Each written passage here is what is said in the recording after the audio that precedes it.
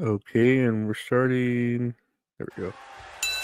Ladies and gentlemen, boys and girls of all ages, are you ready to kayfabe? Put the rise to the top, oh yeah. I am the queen of the World Wrestling Federation. Talk about your songs, talk about John 316. Austin 316 says I just whipped your ass. I've been hanging out in Garden Eve with my main sweet deep. I know 20,000 leagues under the sea, 40 nights and 40 days.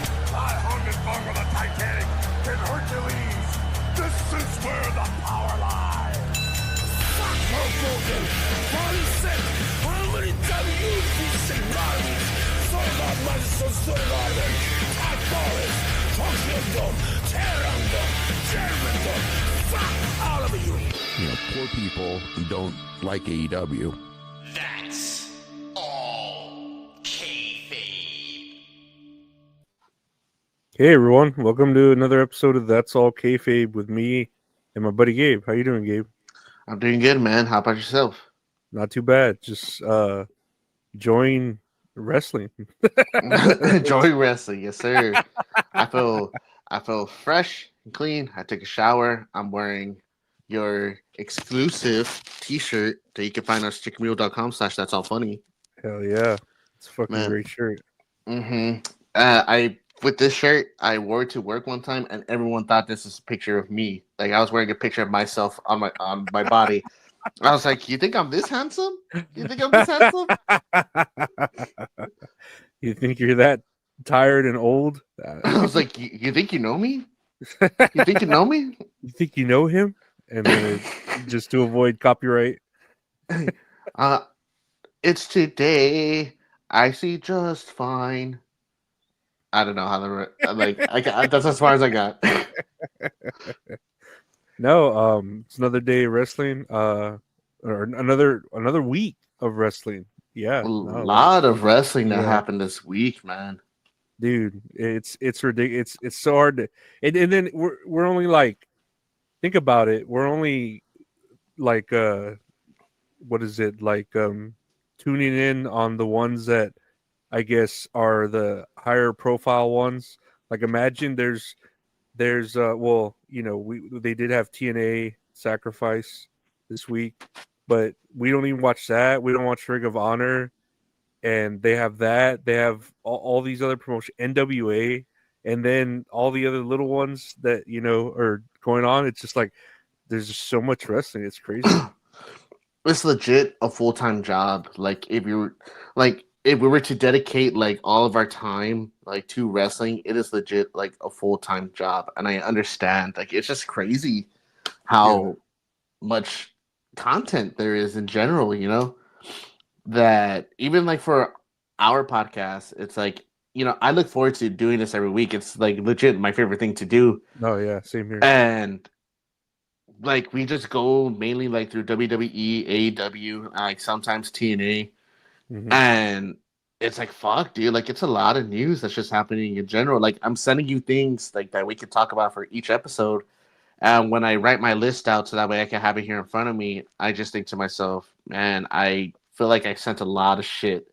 Hopefully it doesn't get like stretched out, you know? No, yeah, it could get lost in the sauce like real quick. The fucking Mm-hmm. the shit, like I don't know. I don't know. It's fucking crazy. But I'll say, did you watch any wrestling this week?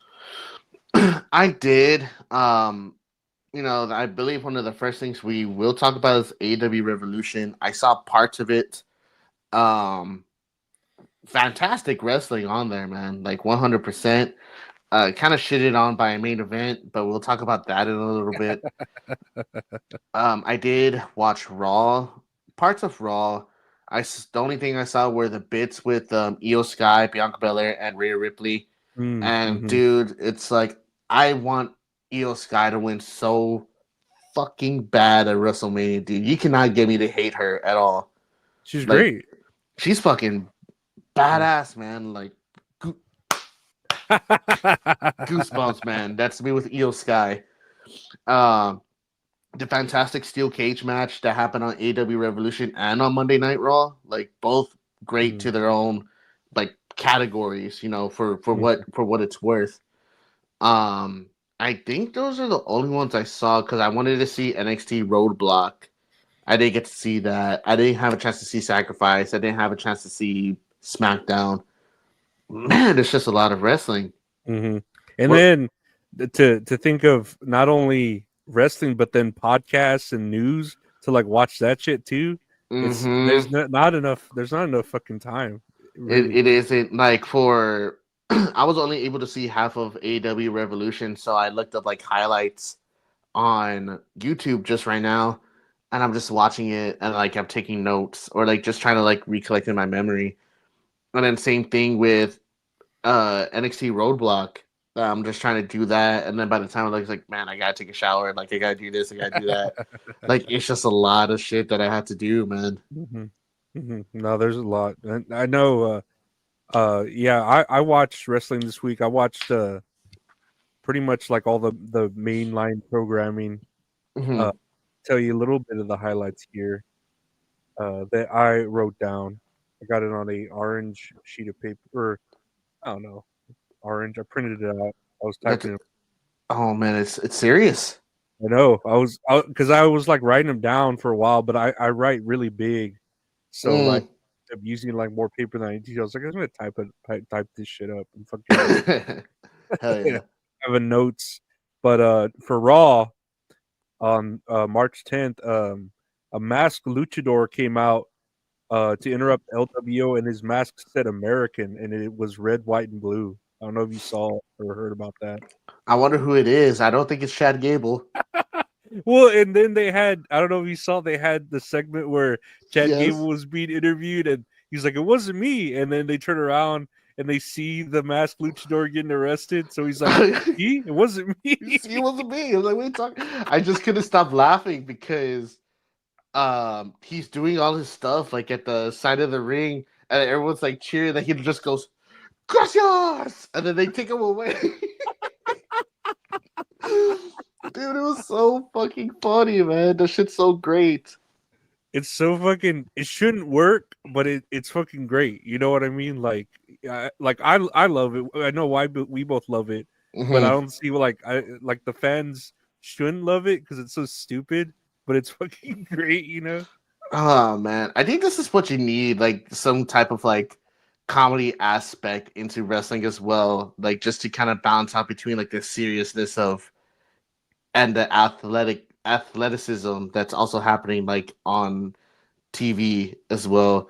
Because like you have AEW, like they have all their extreme stuff, like what happened with like the Tony Storm Ryan May match, like everything that happened there, which was fucking crazy.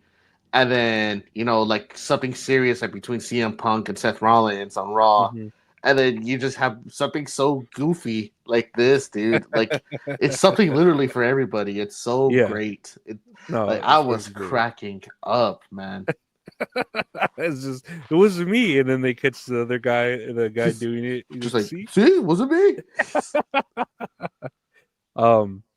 The next 3 episodes of Raw will be at 2 p.m. Central because they are in Belgium or across the pond. I thought Belgium was part of Germany this whole time. I don't know. I have no idea. Me either. But it's like I'm pretty sure I'm wrong. But I need to Google this real quick. I should have done this. I apologize. But go ahead and continue on with your highlights. Well, the next highlight, and you had talked about it with me, and so you saw this one, that the Io Sky was being interviewed in the ring by Michael Cole, and both Bianca Belair and Rhea Ripley came out, pushed her down. Both of them pushed her down, and she fucking stood up for herself and slapped them both. So I don't know. What do you think that leads to? Does that perhaps a 3-way for the women's title, or is that what they're gonna butcher, or do they are they thinking something else? Because I don't know. What would you think about that? What's that leading to? I'm like 95% sure that it's gonna lead to a triple threat at Mania. Which is, are you against that? I just don't want, like we said, I don't want Io Sky to lose, because was she going to be a transitional, title holder? Like she's just keeping it warm for Bianca Belair or just gonna give it right back to Rhea Ripley? Like that makes no sense. It doesn't. I don't think. So. I believe it is going to be a triple threat match, but I feel like Io Sky is going to retain at Mania Mhm. because they're trying to implicate that Rhea's never beaten Io like in one-on-one competition, like the 3 or 4 times they face each other. Like she's Mhm. beaten her all those times. Um, they implicated that there was a triple threat match. I don't know. You remember when Charlotte was NXT champion? Like she No. won it like during COVID. Yet she fought Rhea Ripley for the NXT Women's Championship at Mania, but that was like when it was like at the Performance Center. Mhm. Um, and that led to a triple threat match between Io Sky, Io Shirai at the time, Rhea Ripley, and Charlotte at NXT In Your House. I believe that's what it was called. That was the pay per view, and Io Sky won that match too. She did the moonsault and she pinned Rhea Ripley in that match as well. So I feel like this is probably going to happen again here at this Mania because I feel like eventually it's going to lead to Rhea Ripley versus Bianca Belair. And that alone, that's such a big program that I feel like that needs a main event spot to happen, maybe at SummerSlam. But I don't think it's going to extend to the next Mania. But I mean, never say never, you know? Yeah, that's wrestling. Never say never. And then lastly here, Rollins and Punk had a steel cage match. Roman interfered, taking out his punishment on Rollins. Paul Heyman was consoling CM Punk, and Roman started beating up Punk.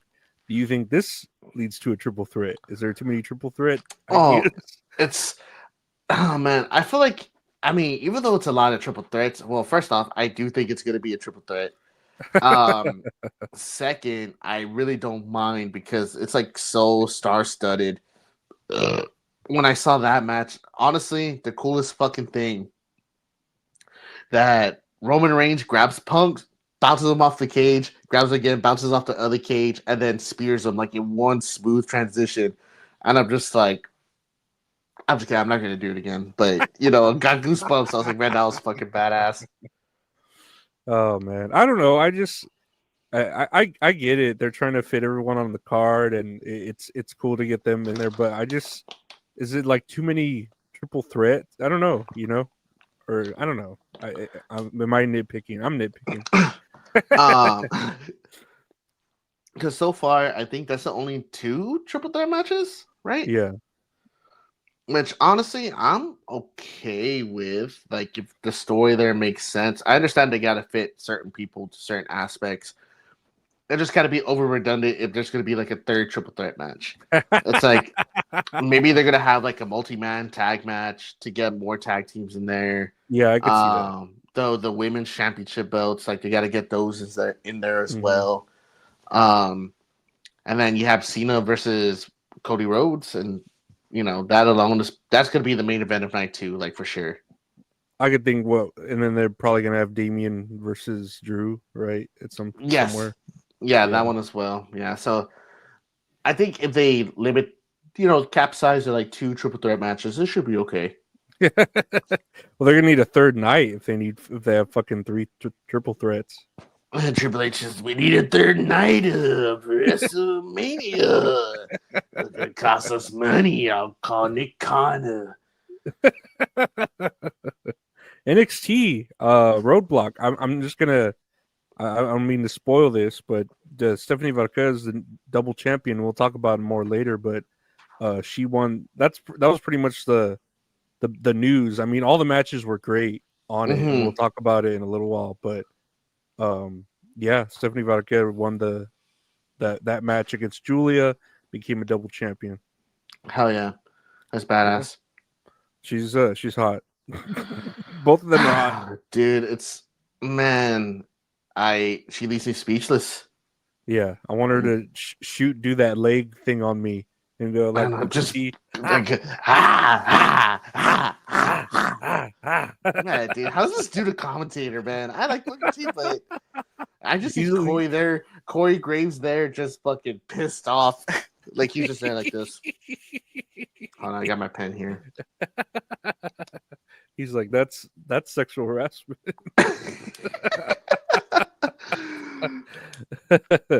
Dynamite on Wednesday. I watched this. Did you see any of this?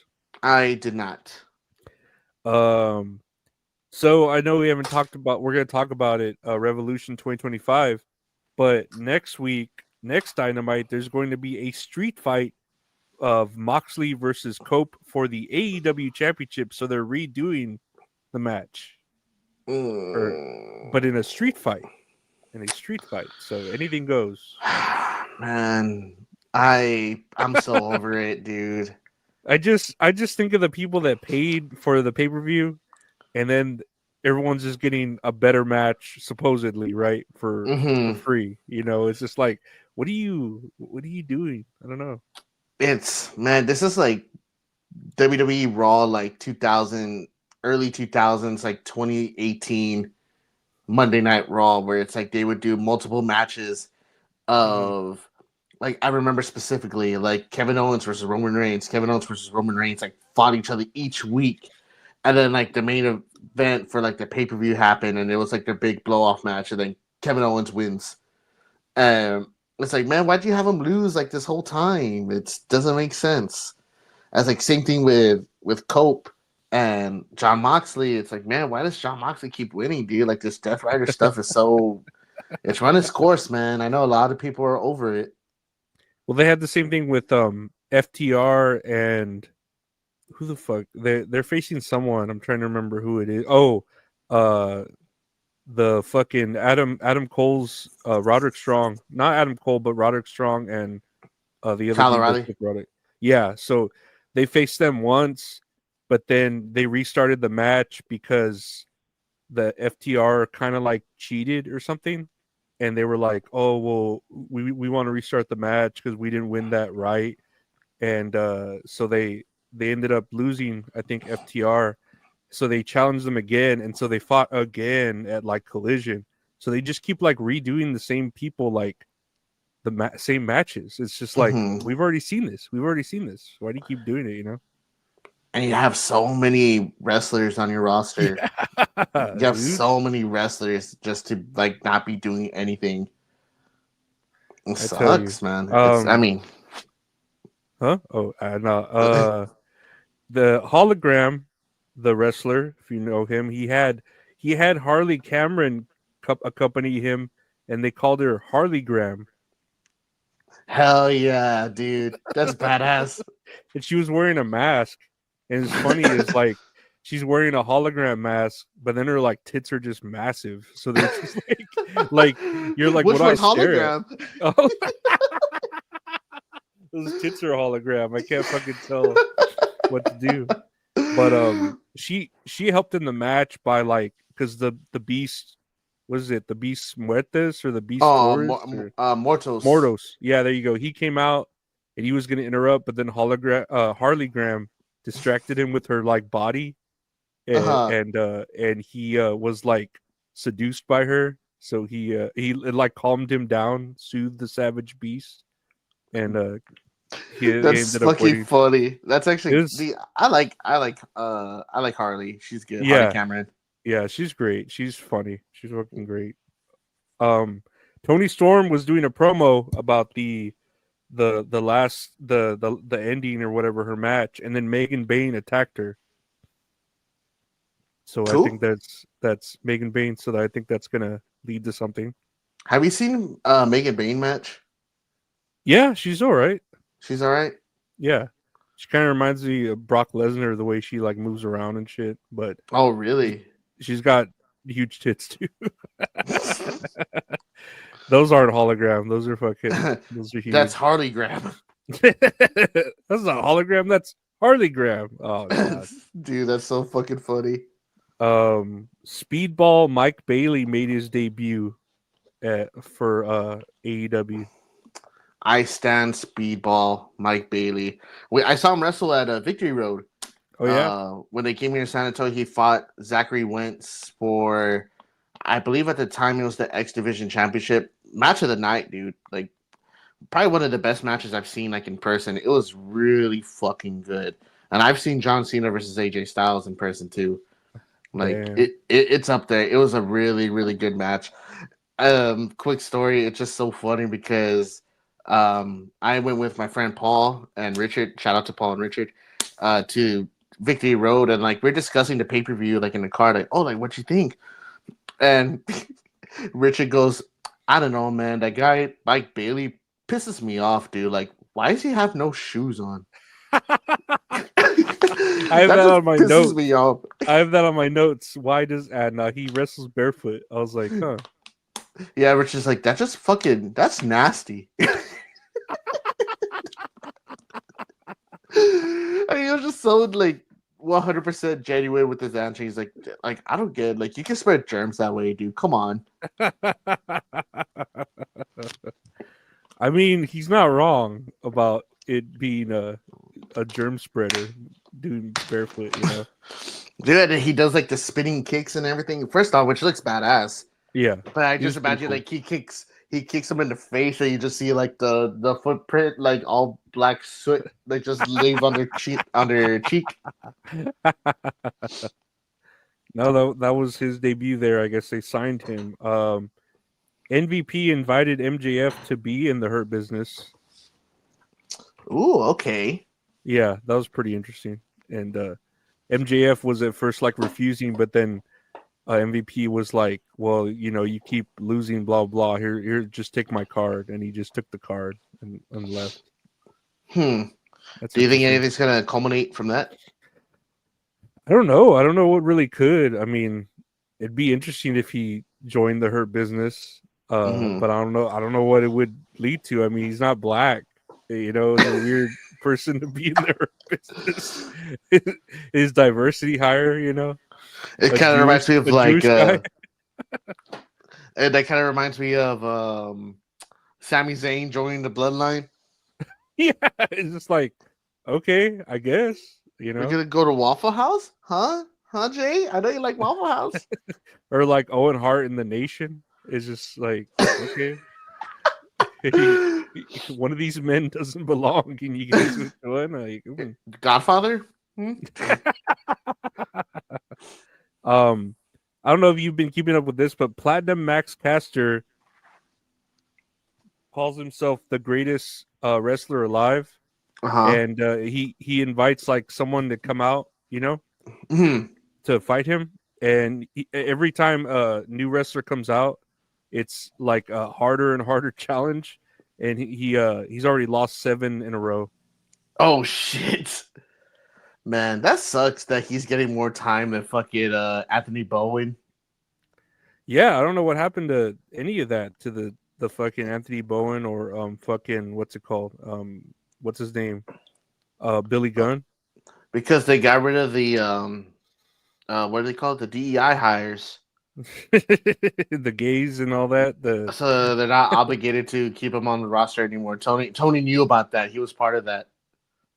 I tell you, it's fucking. I like Anthony Bowen. I like Billy Gunn too. So I'm kind of upset that they haven't been shown on TV in a while. You know, and thinking about, I wrote down here on this note about not seeing people. I put, "Where's Keith Lee?" Where are they keeping him? He's been sick, like injured. Oh yeah. Oh, I actually Okay. follow him on Twitter, and like fans ask, like, oh, "Where's Keith Lee? Where's Keith Lee?" And he's like, that he was dealing with some type of injury that he was gonna come back, but like the infection came back or something. So he's still Damn. like in the process of like fighting that off. And man, I miss Keith Lee so much, dude. He's just badass. Yeah, he's pretty cool. Yeah. Did I ever tell you I saw Keith Lee like wrestle here on the Indies? Like we went to like a local wrestling show and he was there. I don't remember. Yeah, it's RCW, River City Wrestling. Uh-huh. And man, me and Richard, we went with our dad, and it was like 2009, 2010, and then Keith Lee just shows up in a Naruto headband because he's like really into anime. That's badass. Fucking, I like Keith Lee. Keith Lee's fucking cool.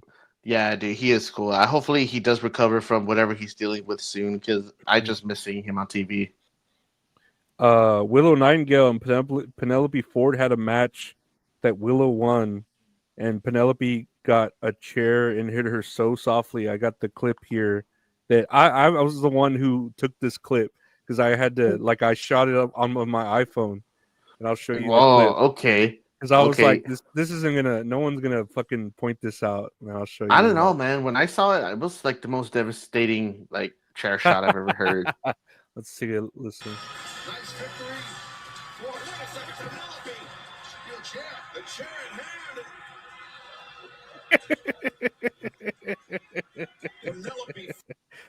It's like, how do you not know how to hit someone with a chair? Oh man, it kind of reminds me when Hulk Hogan hits a giant in the head, like just beak, Yeah, dude. Oh! Oh, but I had to highlight that. But then that happened, and then Megan Bain came out and took out both them.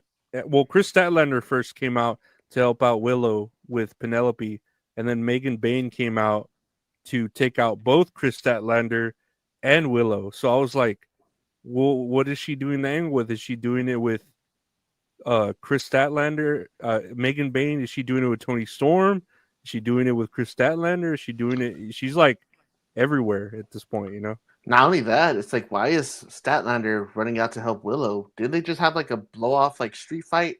I think they're friends again, or they insinuated here that they're like friends again or something. Maybe I missed it. I don't know. But women, you know how women are. they get over things. They do be shopping. I know. I tell you. Mercedes Moné is getting challenged by Billy Starks next week for her TBS championship. Oh, next week, man. I like Billy Starks. I hope she like Billy wins. Starks.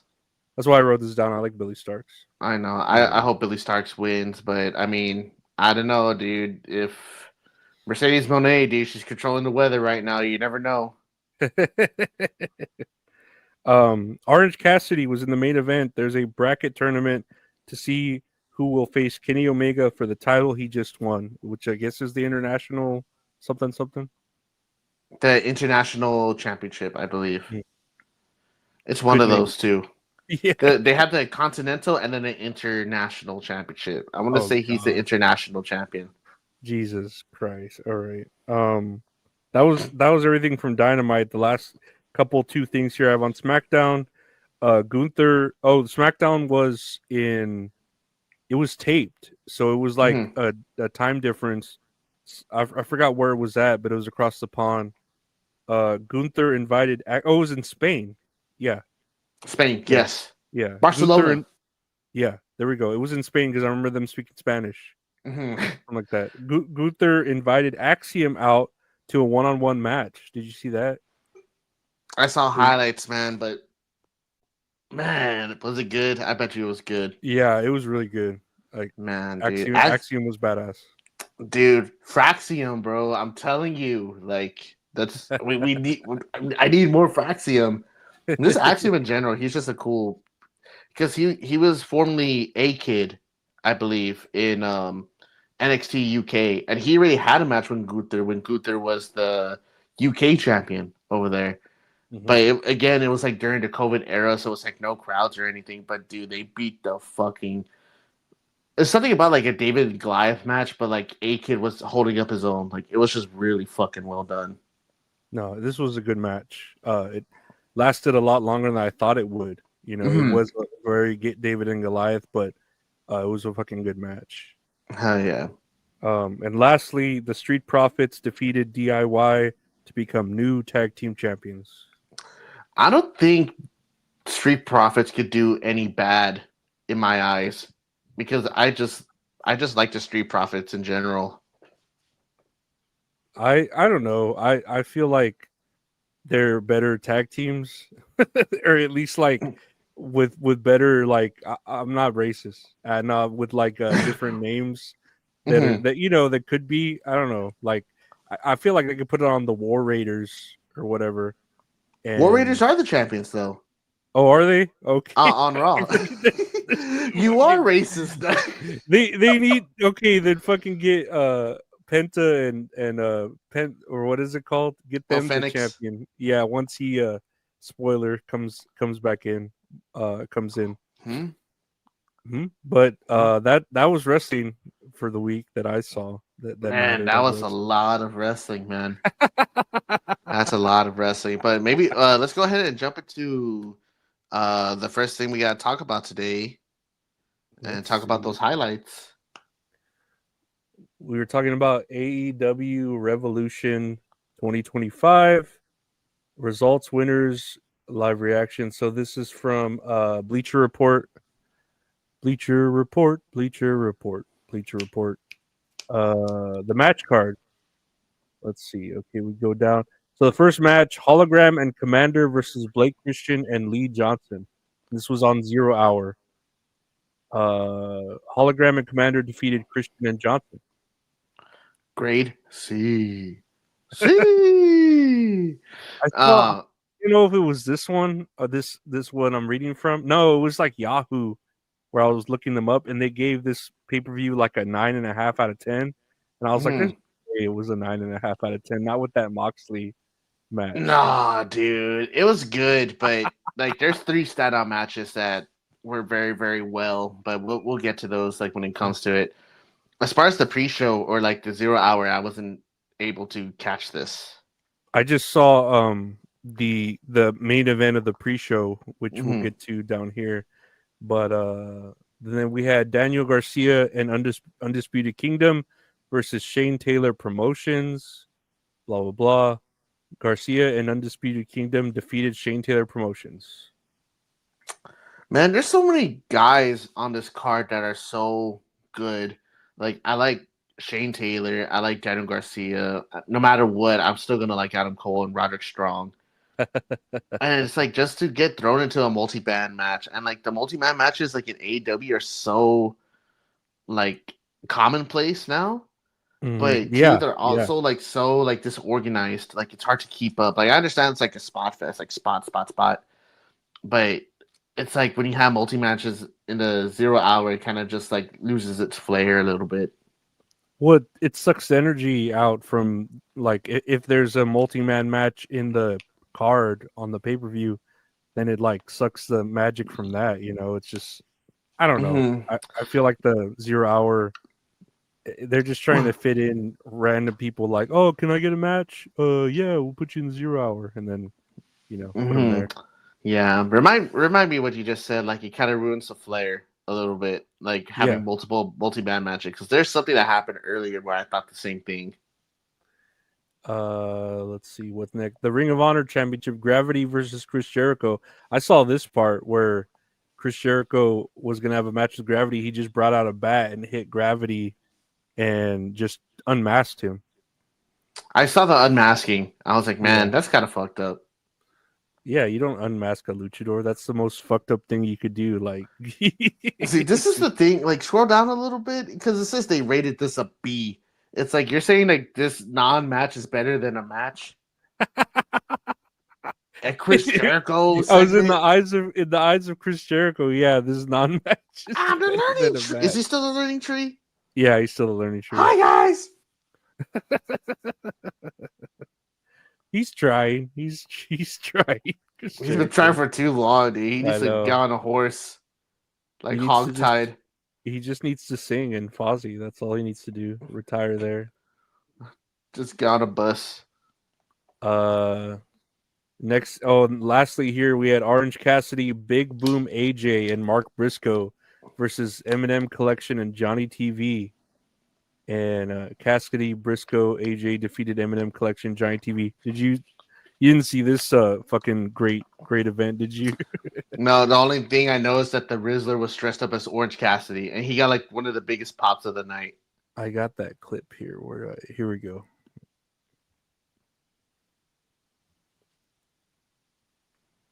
Hoping to do some conglomerating here.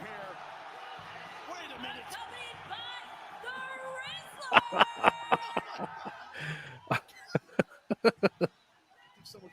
I love how his neck, he has no neck. his face blends into his neck, you know? Dude, he's just there like spamming. He's trying to build up his finisher in 2K. He's just taunting. He's spamming the taunt button. I am very amazed that he has a straight face, because if that was me, dude, I'd be smirking so bad. Yeah, that's true. I'd be cheesing it, like feeling like, oh man, this is fucking great. Do you still like the Costco guys? In terms of wrestling, I think it's fun.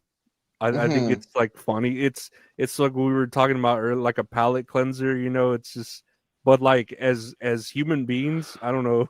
It's like regular like social media stars. I don't know if I could handle that or handle them.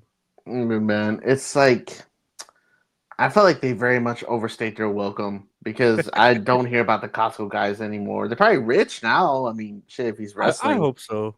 They deserve a little bit of fucking of that Yeah. green for what Like they do. I'm just I care more about the kids than I do about the dad. Where it's like the kids, it's like, they deserve all that money, like that, like everything best happening to them. That's what I want. Hmm. The best for those children.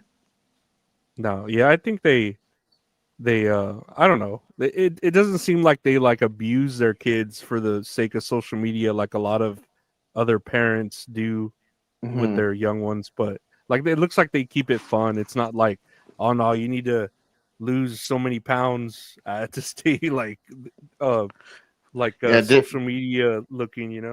they're not Disney parents like that force their Mm-hmm. children to Hmm. like be on Disney shows and everything. Yeah, absolutely. It looks like they're all having fun, so that's good. So I guess we could go ahead and jump in. That the last match of the That was zero hour?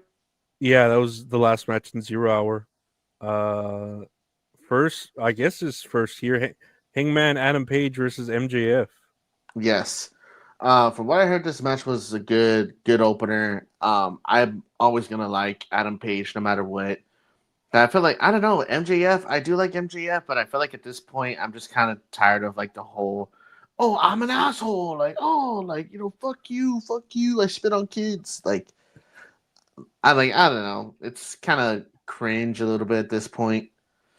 But I'm always gonna like Adam Page. But from what I heard, the highlights that I saw, it was a pretty solid match. I'm not a fan of Adam Page. I don't know what it is. I just don't. I still like MJF, but I Mhm. liked him.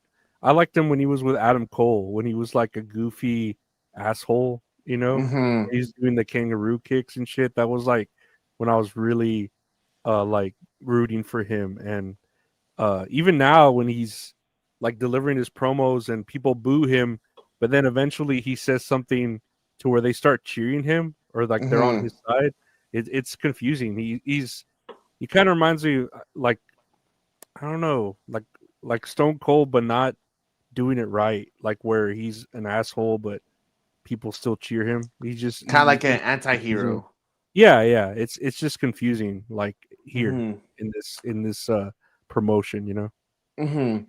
Yeah, you need more like an anti-hero where it's like Stone Cold. You need someone who like the people like, but he doesn't necessarily do good. Like I'm trying to think of someone like as of today that's an anti-hero, but I can't really put words into it. I mean, But I think even Hangman, because he fucking lit Swerve's house on fire, but people were cheering for him. That same thing too, where it's just like, okay, he did something like super bad, like he went a little too far. He should stay a heel. But then he's the babyface in this match. mhm. Not only that, he fucking stabbed Swerve in the face with a syringe. I remember Yeah. that. How do you like recover from that? Your fucking yourself. It's kind of like with the Statlander and Nightingale stuff. It's like, why is it that they're friends again?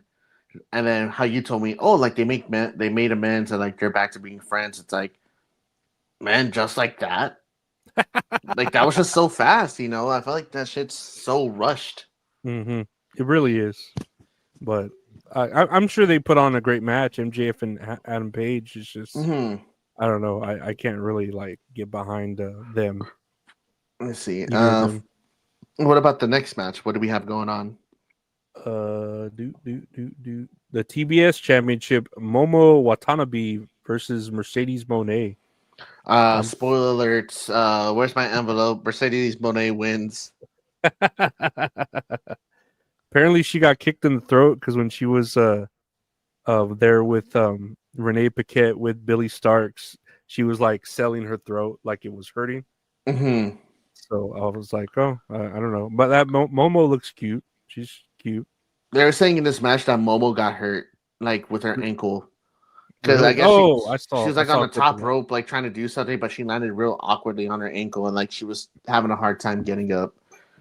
But I really hope Billy Starks takes the championship, man. That'd I be like Billy great. Starks. That would be badass. Like we need something different, dude. No, I like the only reason I want to sign up for like Ring of Honor, the fucking like club or whatever to watch Mhm. them is like for Billy Starks and maybe even just to catch up on Sammy Guevara. Like where the fuck he's been? I think he's just in limbo over there on fucking. He's just there. He's like this.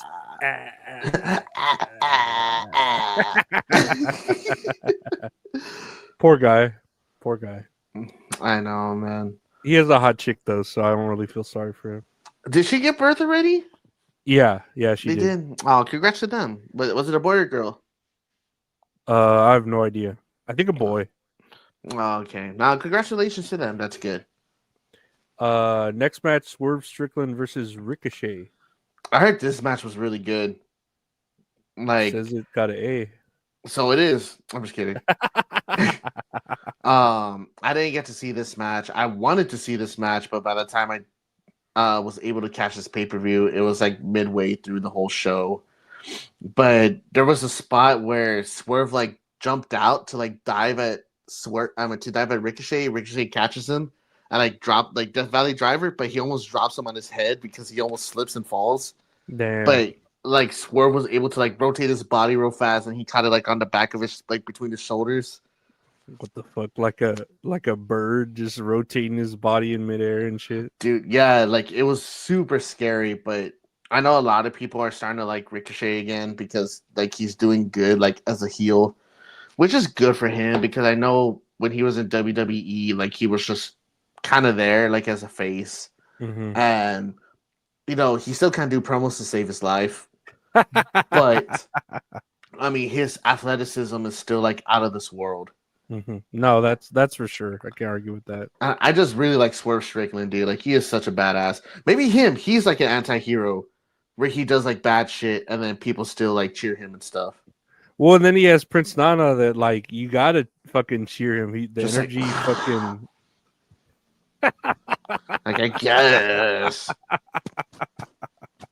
Swerve when I swerve. I swear, when I drive, I don't drink. When I drive, I put my seatbelt on when I drive.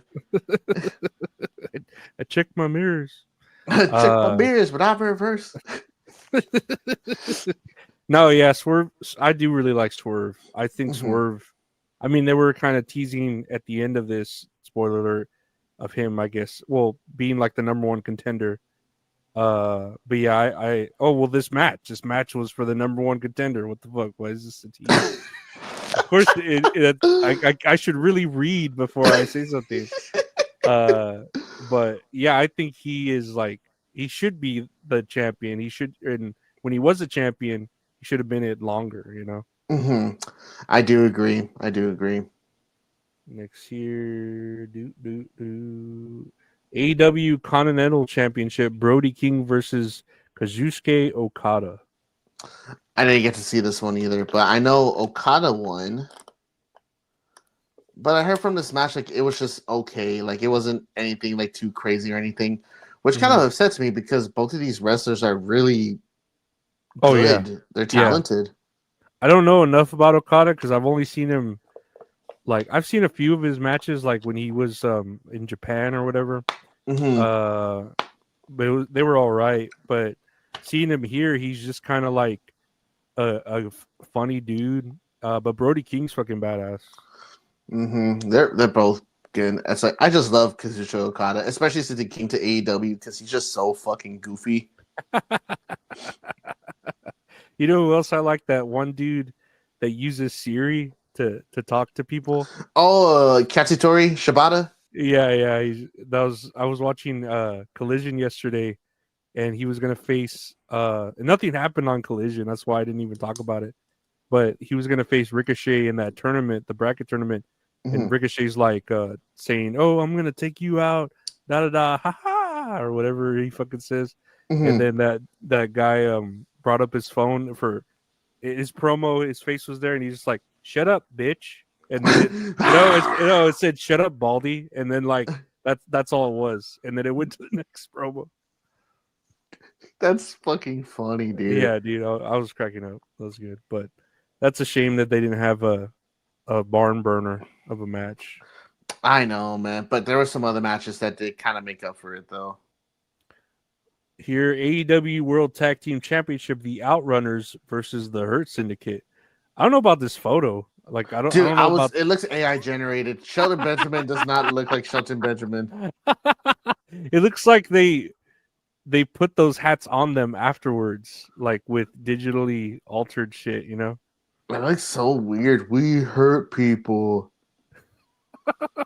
I actually really like the Hurt Business. Like, Me too. yeah. Or what they call it, Hurt Syndicate, right? Hurt I'm Syndicate. sorry. Yeah, the Hurt. I fucking. It's right there. Why the fuck can I read it? It's the same thing. The Hurt Business, the Hurt Syndicate. Like, Yeah, this is the match that I came in where I started watching the pay-per-view, and it was a regular tag team match. It was nothing crazy. I kind of knew that the Outrunners weren't gonna win, and spoiler alert, they did not. I mean, there wasn't really anything to highlight from this match. It was just a normal match. do you like the Outrunners? Like their gimmick? I don't get to see too much of them, so I can't really form an opinion. But I just like when they do, you son of a bitch. I really like the Hurt Syndicate though. The shit Mhm. they're doing, and they're fucking badass fucking athletes. I just like that Shelton Benjamin's getting his time to shine again. Mm-hmm. No, definitely, fucking great. AEW Women's World Championship, Timeless Tony Storm versus Mariah May. The Hollywood ending. Dude, there's something about. I don't like death matches. I don't. But like this match needed this type of stipulation because like it was a blood feud, definitely. And it was just so violent. I was watching this with Richard. They were doing stuff. I was like, oh, dude. Like, Man, Richard would be into women bleeding all over each other, wouldn't he? And pissing. That's sick fuck. Not like we're just watching it. We're just like, ah, man. Like it will make me wince at some of the shit they did, specifically with the glass. Oh yeah, for sure. That's not. You can't like. There's too many variables in broken glass. And then like they're doing their finishers on glass, and it's like the refs doing the pinning. I was like, man, that's probably in their palms. I'm just worried about the ref. It's like not the women taking the bumps on it. Yeah. As an adult now, you're like thinking that like, oh, how are they gonna get that out after the match? And oh, that's gonna fucking scar. They both bled in incredible amounts of blood.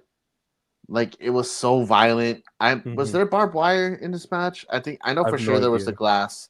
I just saw saw there was a table spot.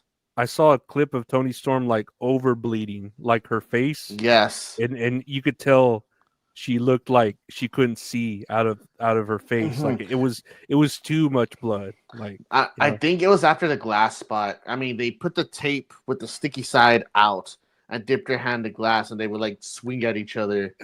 And they got Mariah May once, but like Tony Schiavone, he's like, "Oh, in the jaw, I got her right in the jaw." They showed Mariah May, she's bleeding from her forehead. I was like, "So which one is it, Tony?" Tony's not good. Tony's not good at what he does. So,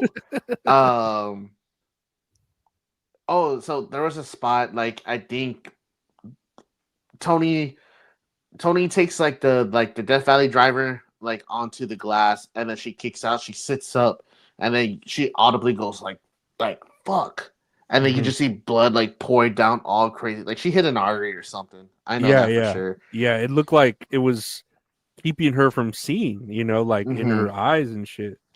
Eventually this leads up the ramp, and then like Toni Storm has the stiletto like jamming into Mariah May's skull, and then does the Tony driver through the table, which looked rough as fuck. Like, because that table did not want to break. Like, you could tell they hit the table, it gave, and then it broke, and then she hit her head on the floor again. It's not just like one smooth motion. And sure enough, Toni Storm retained. and they're just there lying in a bloody mess on the stage, and it says "The End" on the screen. And like that match, yes, I audibly gasped at some of the stuff they did because it's like death matches like aren't for me. I don't feel comfortable watching death matches, but it's like this was needed. It should have been the main event. Mm-hmm. But I don't know. Did oh well? You say you didn't catch the pay per view, right? No, I didn't. I was like, there was just not enough time in the week to fucking Mhm. sit through another 5 hours of wrestling. But I saw like a clip of that where it said "The End," and Mhm. I'm glad it didn't say "The End" or something. The end, and then fucking Brian May gets the taser and just tases her because she showed up with the taser too. Like she was gonna tase Tony Storm, Jesus Christ. and I was like, do it. You won't, but I don't think they would because she'll probably shit her pants, right? Or piss. Yeah. You know, Yeah. all that shit Richard's into. But nah, dude, this match was fucking. It was well deserved. Like great. It was just good. It made me uncomfortable, but I think that's what it was supposed to do. Well, that's good. I like Tony Storm. Ryan May is I just hope this I feel like it ended it, right? Because it did say the end, and then like Mhm. I said, with when she was there and Megan Bain came out on Dynamite, I feel like she's gonna start something new. So that's good. At Mhm. least there's that. At least it actually ended, culminated to an ending. We'll see, man. We still got 2 weeks from now. They're probably gonna restart back up. Well, already, what's the next pay per view that's about to come out? Dynasty? Dynasty. It is Dynasty. Yeah, that one's like in 3 weeks. It's like on the Already? 7th or on the 14th. It's like real soon. Man, I know that whenever they have All In, like All Out is literally like the next weekend. That's ridiculous. It's crazy, dude. I don't Yeah, know how they do and it. then $50 is just like, no, that's too much, man. Mm-hmm. Mm-hmm. That's too much. Oh, we got an A. That's good. AEW International. Did this really go on after that? I forgot that. It did. 2 more matches were after that. Yeah, you're right. They should have made No, the 3 matches 3.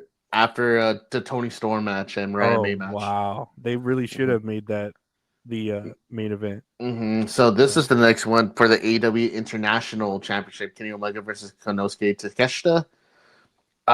Another badass match. Kenny Omega and Takeshita, they just work very well with each other. That's a badass picture. Yeah, I'm like, dang, he fucking got himself a nice pick commission for the belt. Their attire was from some anime, like something no Ippo, but it's a boxing anime. And like Kenny Omega was wearing like the white tights that one of the boxers wear, and then Takeshita was wearing like the black tights that the other boxer wears in the anime. So, but I was like, that's kind of an obscure reference, but it's like I still thought that was badass. You know, anime fans never rejoice, like, haha. The one thing I hate about this fucking match, it has nothing to do with the wrestlers in general. It has to do with Don Callis. I cannot stand Don Callis. He needs to fucking fuck off already.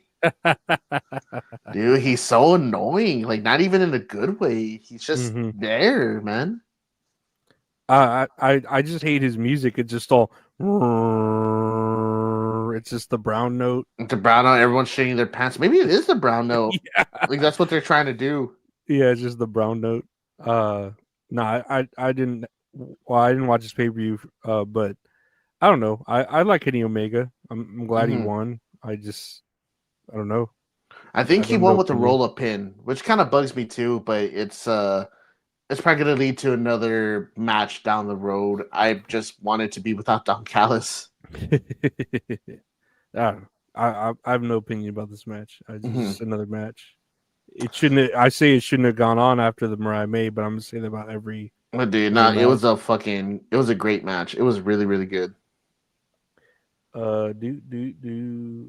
Steel cage match: Will Ospreay versus Kyle Fletcher. See, that crown looks photoshopped. It does, even though it probably is. It does look photoshopped. It does. It looks so photoshopped, man. But this match was also a fucking badass match with eventually, like Will Ospreay did win. They were doing a bunch of crazy shit that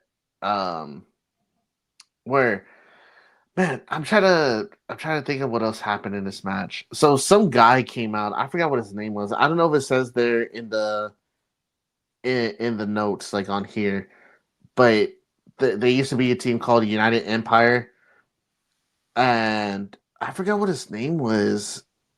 Fuck. Mark Yeah. Davis. His name's Mark Davis. Okay, yeah, I see it Um, here. they were a tag team called the United Kingdom or United Empire, whatever. And Mark Davis comes out and he brings out like a bag and stuff. He's like, "Oh, who's he gonna help?" He's helping Kyle Fletcher. He brings in like fucking uh barbed wire bat and a couple other things too. So they're using weapons and shit.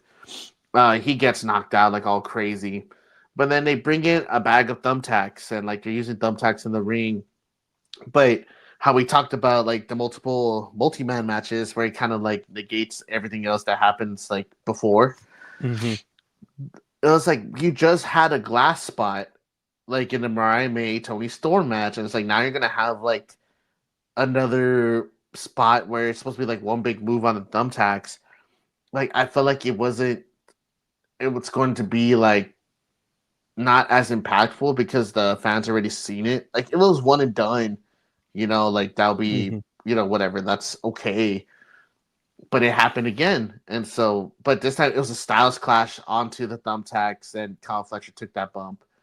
Um, they did a Spanish fly off the top of the steel cage, which looked fucking crazy. But Spanish fly is kind of a dumb move because how am I gonna get you to front flip with me? Yeah, I know it's not a good move. It looks good though. It looks really good. Um, Kyle Fletcher took a fucking hell of a mean hidden blade where he swings like with his back elbow. Like that shit always looks crazy. And then he did a tiger driver, and then that ended the match. Another fucking badass match, like 3 in a row, pretty much. Like it was amazing that the fans didn't feel tired or anything. Well, rephrase it, they didn't feel tired at the time until our main event that happened. I'm not a big fan of Kyle Fletcher. I like Will Ospreay. Mm-hmm. Now I like Will Ospreay too. Kyle Fletcher kind of bugs me. I don't know. He has a punchable face. Maybe that's the point. He looks like Randy Orton, but like when he was really young and annoying. Like the veins popping out of his forehead and Yeah. shit like that. Just I have voices in my head. I got veins. popping out my head. They popping out. They popping out. The AEW World Championship, Cope versus Moxley. Rated R superstar Cope. Man, this is where fans started getting real tired, dude. And it sucks because, man, this match was a fucking snoozer, dude. It was so bad. It was just boring. It was a boring match. Like, they missed some cues, and it was just, like, really awkward. The only highlight, well, I don't even know if I want to say highlight, where the crowd was tired, right? Mhm. Christian Cage comes out. And he has the contract that allows him to cash it, like the Money in the Bank briefcase. Yeah. He pulls out the ref because Cope is going to go for the pin after the spear. Pulls out the ref, and the ref's going to call DQ. Oh, no. He signs the contract, gives it to him. So now it's a 3-way, right? So Moxley's out, right? So Christian Cage goes for a spear. He does a kill switch. He's going to pin him, and then Moxley gets up and fucking chokes out Christian Cage. He passes out, and John Moxley wins that way. Yeah, I heard about that, and I think I maybe saw it on Twitter somewhere, and I was like, Mhm. that's it. That's Dude, yes, fans were fucking fuming. Because everyone's just tired of the Death Rider stuff. And it sucks because I like Claudio, Mhm. and he deserves so much better. Like, in Yeah, this whole Claudio's thing. badass. He's so fucking badass. And this match got like the most hype. Like every week something with the Death Rider, something with Cope. And it's like, man, like y'all got other matches on the card too. Like give some more hype packages for that, man. And it's like, why does Cope have to go on last? It's like no one gives a fuck about this Death Rider situation. It's like you can say, "Oh, it's an AEW championship; it should go on last." But there's been multiple times when MJF was champion and he went on first. He went on first. Yes, man, it doesn't make sense. It's like if you're really gonna make people care about that lineage of the AEW championship, yeah, you'll make it go on last. But it's like the story has just been so shitty. Like it hasn't been good for anybody. Nope, it's just boring. It's Mhm. not anything like I'm not like looking forward to it, or when I don't even hear the crowd really looking forward to it, like the fucking uh the bloodline shit, you know. Mm-hmm. And it's like this match was just such a regular wrestling match that it was just so boring in comparison to what we saw with the last three matches prior to this main event. Mm-hmm. And you could tell like the crowd just was not having it. Like they popped a little bit when Christian Cage signed it. I think it would have been a good pay-per-view if Christian Cage signed it and he won. That would have been cool. good. But then, Yeah. nope, you just have Moxley choking out Christian because for some reason you got to protect Cope from taking the pin, I guess, because he's a young and upcoming star. Because he's like 51, right? He's like in his 50s. Yeah, he's old. He's fucking old, dude. Yeah, dude. I'm a double check on his age, but it's just not good for like that type of show, man. Like it was just going on a high and just to crash down dramatically. Mm-hmm. No, I saw like that he had cashed in that contract or whatever, and they just choked him out. And then to see like in the next Dynamite, oh, we're just gonna have the rematch, but as a street fight on the next Dynamite, and it's just like, okay, so 2 weeks later, are you gonna? I guess they're gonna try to make amends by. What do you think they'll do? They'll let Cope win the championship and let that happen at Dynamite, like what they should have done. Because you think, well, you just said like you think Christian should have won if he had Mm-hmm. did the cash in, but do you think Cope should have won if it was like just a regular match? Yeah, I feel like it would have been more impactful. Like, say, Cope won the match, ends the Death Rider shit. He's celebrating, and then Christian Cage comes out, attacks him, and then cashes in, and then Christian Cage wins. Yeah, that would. I feel like that would have been more like that would have been more entertaining than what they produced with this main event match. Mm-hmm. Well, that was AEW Revolution. And that was AEW Revolution, man. That was Yeah. man, and it sucks because it was a good show, man. It was like the build up, like in that second half, really made up for the rest of the show, and then like the main event just kind of like brought it down. After fucking, I for real thought that the Mariah May Tony Storm match was like second to last. I didn't know there were fucking 3 other matches. Mm-hmm. That's It's a shame, dude. Like that should have been the main event. It probably if they gave it more time because the Mariah May and Tony Storm match felt a little bit rushed where they're like going spot to spot. It was probably like 15 minutes, and just for the main event to be getting like 20 plus minutes, like that's criminal. Well, moving on to another event that happened. Not really a pay per view; it was a regular show, but it was in Madison Square Garden. You had NXT Roadblock. Man, this is a show I really wanted to see. Were you able to catch this one? I was, and like I only highlighted that the Stephanie Vodka and Julia match, but that was just like the most impactful win. All the other ones, they were just good matches. Like it wasn't anything surprising or anything like, oh, fucking the Hardys lost or whatever. It was just good matches. They were just good wrestling. But going to here, yeah, they only had 5 matches, but it was still good. Fraxium. I'm sorry, I don't know what to say. Fraxium. I thought it was Fraxium. It is Fraxium. Right, it is, right? They messed up. Come on, please, we're apart. Comment Fraxium versus the Hardy Boys for the TNA tag titles. The Hardy Boys defeated Fraxium. Oh, look, they have it spelled right here. No, it was great. The like it says here, the venue was full. And it was packed. It was good. And fucking Fraxium lost, but They all did badass spots. Mm-hmm. I don't know. I don't really feel like. I feel like they're using what's his name, Matt Hardy, like right, because before he looked so stiff, and he still looks kind of stiff, but Dude, he got some muscle on him, dude. He looked great in that shirt. You saw yeah. him? No, he took off his shirt, right, and he Mm-hmm. looked good. He looks like he's doing that DDP yoga or something. He's like loosening up, Mm-hmm. because before I'd see him like have to use the steps to get up to the ring and just be all stiff as fuck, like not Yeah. stiff like as a wrestler, but he couldn't really move. Yeah, like it was catching up to him. But I don't know. That's why I only want to get like, well, TNA just to see like what they're doing over there, because I Mm-hmm. feel like they're doing cool stuff. But it's cool to see them over here. It was a good match. You know what? I'm writing a note to myself because you just reminded me something. Speaking of shirts, I'm gonna buy myself that Hardy shirt that they just came out with. Hell yeah. Mm-hmm.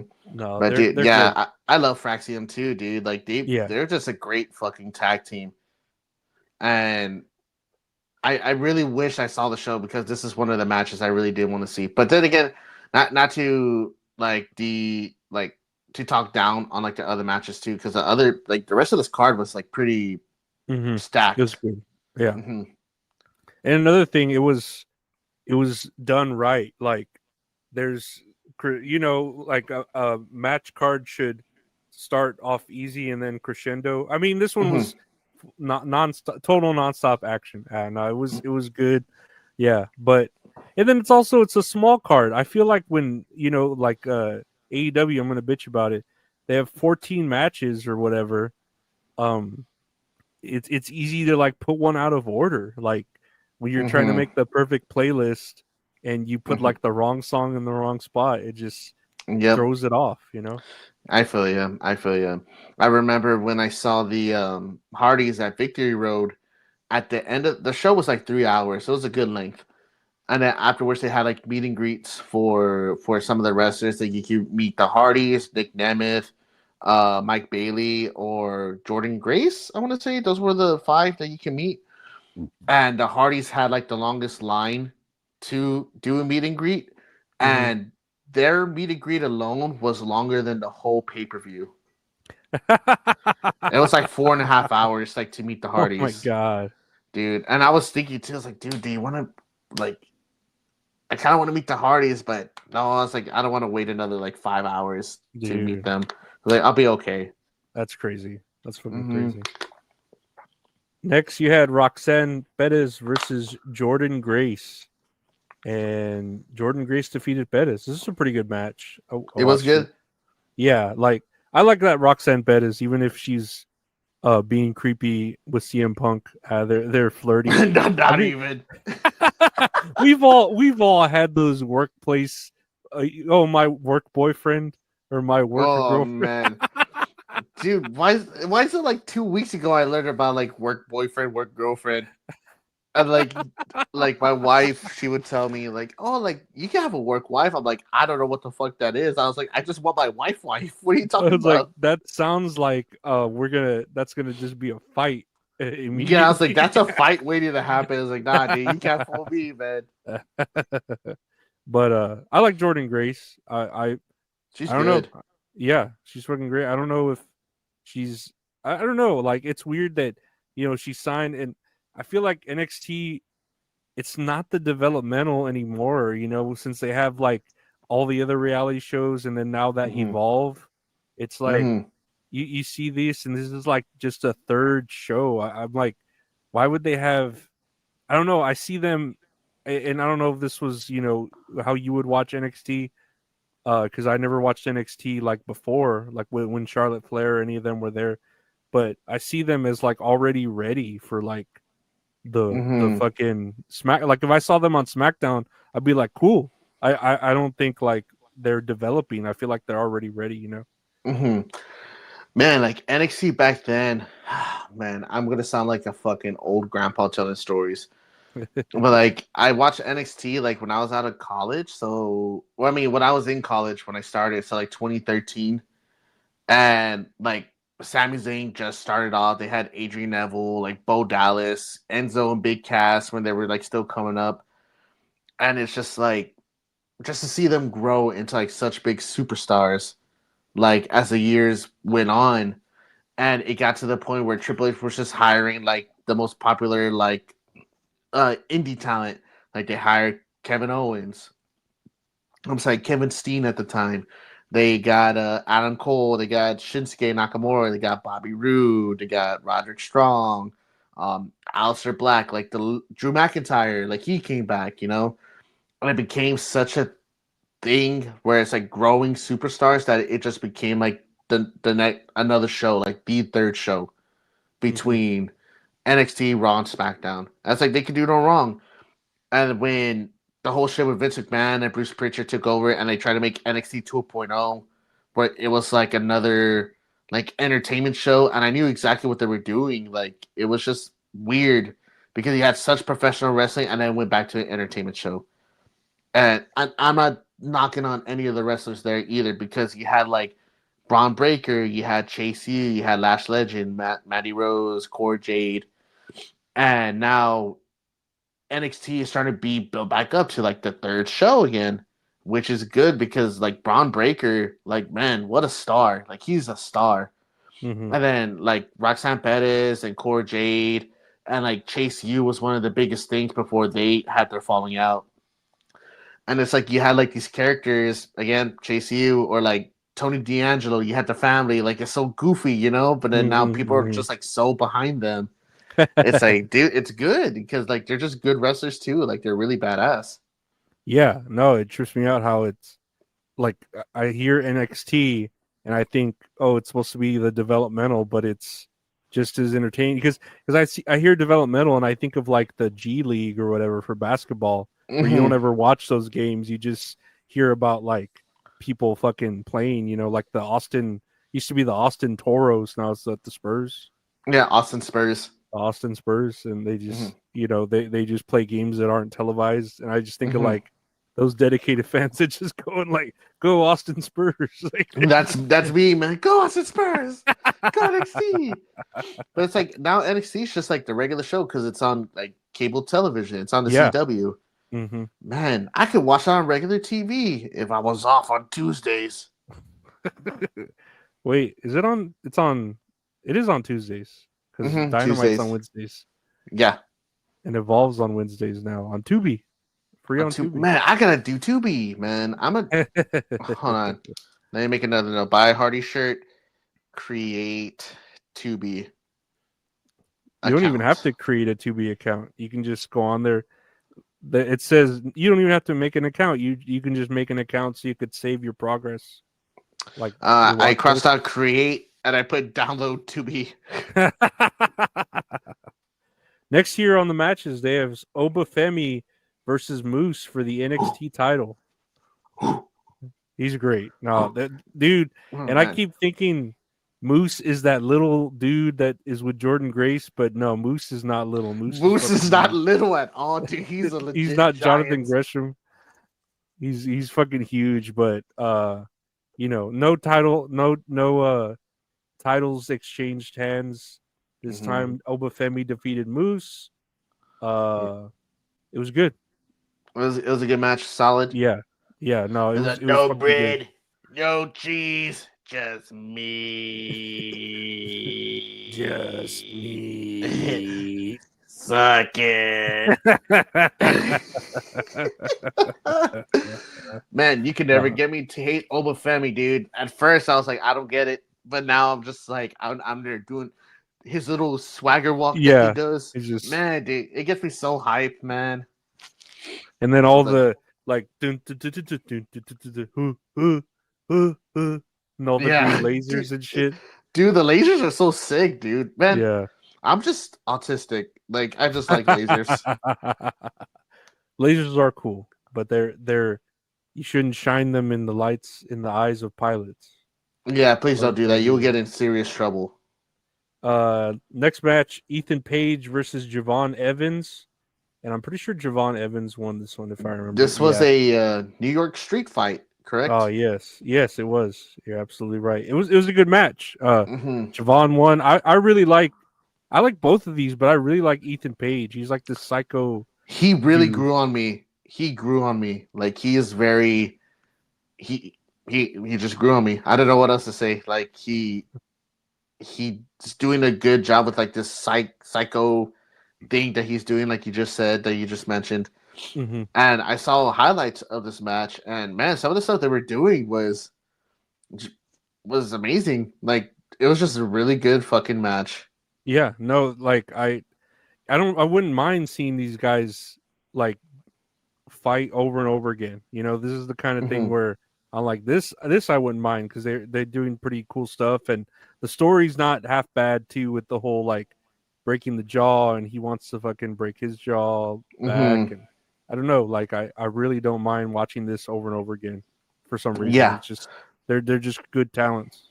and some of the spots they were doing too were pretty like oof. Like I think when Ethan Page like pulled Javon Evans from the top rope and he crashes back through the chairs. He went for the pin, he kicked out, and then he like brought him up and like caught him like this and ran him through the table. I know there was a cutter over the top rope through the table. Yeah, Like that shit, like man, Javon Evans is just super athletic. Like it's yeah. crazy. He looked like he floats. It's like he has that Mario power up that lets him spin and he just like hovers. He's just in fucking free, was it free mode in Minecraft? Drake just like floating like this. Yeah, he's just floating. He's gonna start no clipping. He's in creative mode in Minecraft. There we go. That's what I was thinking of. Dude, that's fucking funny. No, they're good. I think they're good talents. And Ethan Page was in AEW, wasn't he? Uh-huh. He was. Yeah, dude. I don't even remember him in AEW. I feel so bad. Like I don't remember That's him. crazy being thing. It's like I anything. almost forgot he was in AEW. Yeah. But that was that. The next match, was this the main event? I'm pretty sure it was Julia Yes. versus Stephanie Varquez, and Stephanie Varquez ended up winning, so she is now the holder of both titles.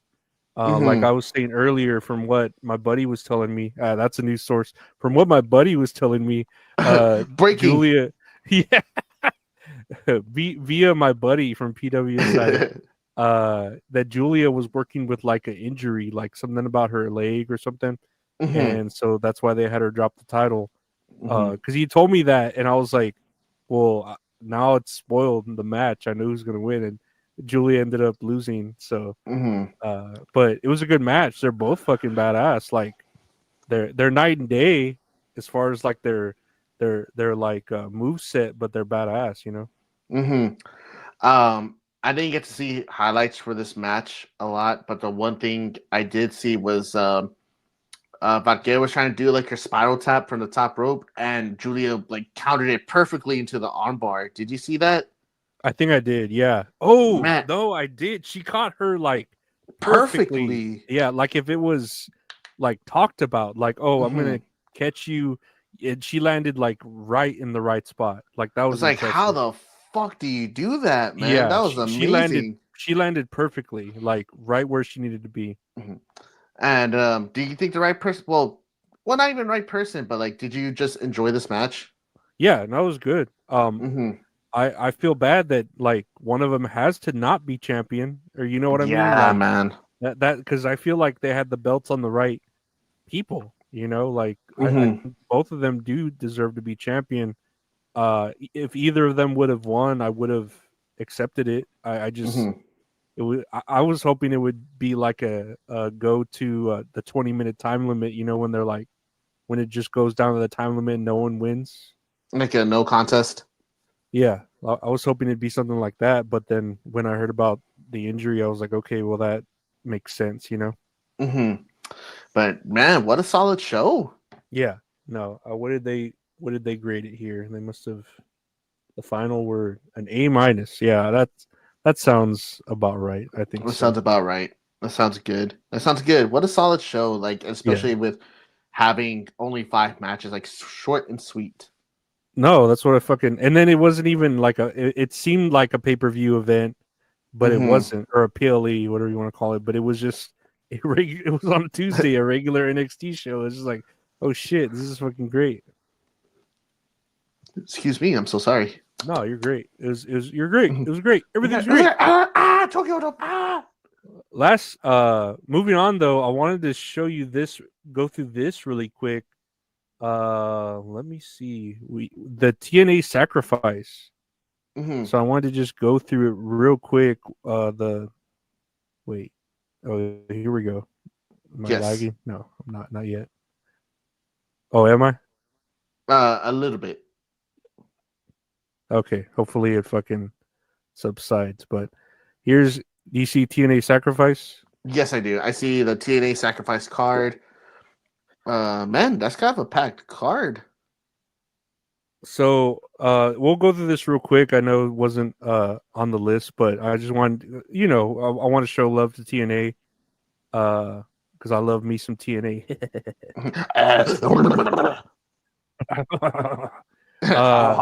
The pre-show first class AJ Francis and KC Navarro defeated Laredo Kid and Octagon. Okay. So Yeah, I guess we could. I'm glad just... AJ. Oh, you know what? I think you Yeah. are lagging a little bit. Oh shit. Hold on. There, and we're back. From a little bit of lagging. Yeah, I'm glad AJ Francis is getting work. That's what I was saying with what's it called? Him working. Mance Warner versus Sammy Callahan. Okay. Winner Mance Warner. Oh, he won. Oh, I think it was like a street fight, if I remember correctly. What did he win? Did he win a belt? This article doesn't really. Warner celebrates with Steph DeLander after the match. Oh, okay. That's good. That I know when PCO was there, she was married to PCO or whatever, right? Mm-hmm. Yeah. And then he left. He fucking got all mad or whatever at the belt. Yeah, my wife left me. Fuck. Tessa Blanchard versus Li Ying Li. Li Ying Li. Mm-hmm. Blanchard gets a live musical performance. Oh, great. Maybe they called her a racist. Right. Who won? Tessa Blanchard won. Oh, okay. That's cool. I guess they're pushing the racists. The racism. Yeah, good for them. The Rascals, Trey Miguel and Zachary Wentz, and Ace Austin versus Wesley, Tyson DuPont, and Tyreek Igua. Okay. Man, a lot of these guys, I don't know that second tag team, though. Let me see. The Rascals won. Trey Miguel, Zachary Wentz, and Ace Austin. Oh, okay. Steve Macklin versus Frankie Kazarian. Man, I forgot Frankie Kazarian was over in TNA. I was going to say AEW. Winner Steve Macklin. Okay. I felt bad because I feel like I'm not saying enough about it, but it's like I wasn't able to catch this. I mean, either. I was like really, I was thinking in the back of my head, I want to watch this. I do, but there's just like we were talking about, there's so much shit that we cover. Well, we cover the main line programs, but then to cover also the B programs and then the C or D programs MLW, NWA, and then listening to interviews and podcasts. There's not enough time. Yeah, it's a lot. It's a lot. No, especially when you have a family and I'm just here. You have a social life. TNA Knockouts World Tag Team Championship Spitfire, who's a champion, versus Ash by Elegance, Heather by Elegance, and the Personal Concierge. Okay. Winners and new TNA Knockouts World Tag Team Champions, Ash by Elegance and Heather by Elegance. All right. That's okay. Cool. Yeah. NXT's Jakara Jackson and Lash Legend appear on the stage and stare down Heather and Ash after the match.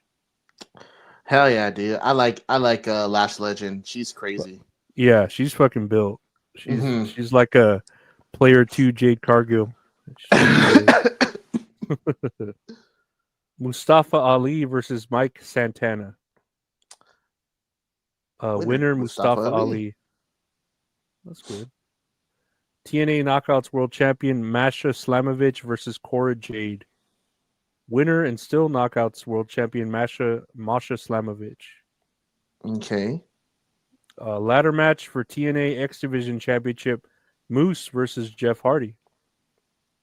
And oh wow. Okay, I didn't even know they fought each other. Yeah, that's crazy. And Moose, then can you imagine Moose in a ladder match? Have you seen that? That sounds no, I fucking can't. scary. I feel like he could just jump up and grab it because he's so tall. Winner and still TNA X Division Champion Moose.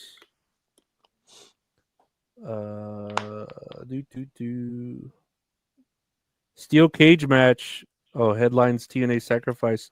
Steel cage Joe Hendry, Matt Hardy, Elijah, Leon Slater, and Nick Namath versus the System. Eddie Edwards, Brian Mayers, and JDC, Orlando Colon, and Eddie Colon. Ah, damn, that's a lot of people. What was it? That's like a lot 5 of on 5? people. Uh-huh. Yeah. Yep. Winners Joe Hendry, Matt Hardy, Elijah, Leon Slater, and Nick Namath. Hell yeah, dude. That's badass. Grade B plus. Oh, TNA Sacrifice review. Yeah, B plus. B plus. Okay. Minus 5 stars. I mean, I want to see it. I really do. Mhm. It's just like, man, I was watching Invincible. I'll say I didn't have I didn't have the time to watch it, and I watched Invincible fucking episode 1 through 8. You know, like in 3 days, 2 days. Priorities. You have priorities. Yeah. I mean, but I did watch all the other wrestling we talked about. But yeah, no, I really want to get into like TNA and all those other wrestling promotions. It's just too much to do. You know how it is. You're a busy man. Mm-hmm. We have a lot to do, definitely. Yeah, but we'll get into the news now. You sent me some of this stuff. Let me see. Oh, this was something that was picked up. So Queen of the Ring, that movie that just came out in theaters. Everyone should go see it. We're not being paid to say that. I would go see it. The woman, one of the woman stars that was in Queen of the Ring, was asked by Tony Schiavone like the best thing that she learned from working in the wrestling movie, and this is what she had to say. Let's take a listen. One thing I learned about pro wrestlers, y'all know you're gonna win before anybody else does. So thank you for teaching me that. Man, dude.